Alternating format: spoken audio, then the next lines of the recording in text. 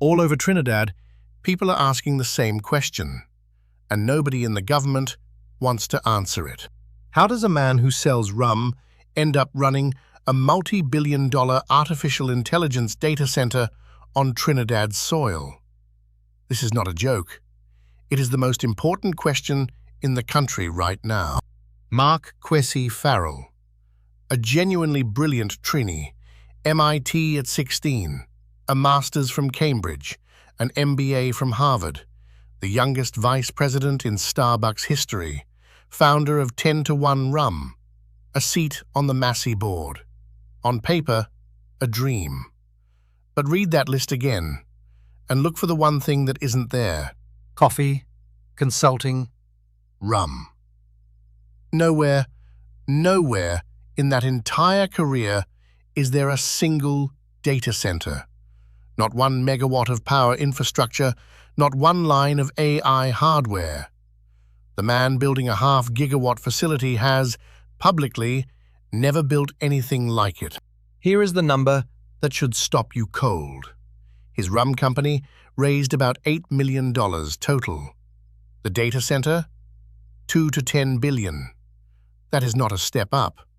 That is a leap of 200 to 1,000 times anything he has ever touched. So ask yourself, whose money is really behind this?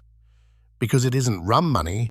One Trini went viral asking the exact same question. Who is Hummingbird AI? Listen.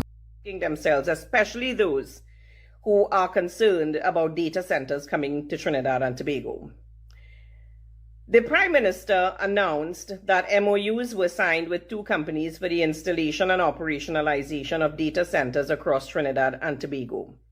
One of those companies is Ernst & Young. Now, it's not going to take a lot to be able to find Ernst & Young on the internet, and also to see that they're one of the big four accounting firms globally.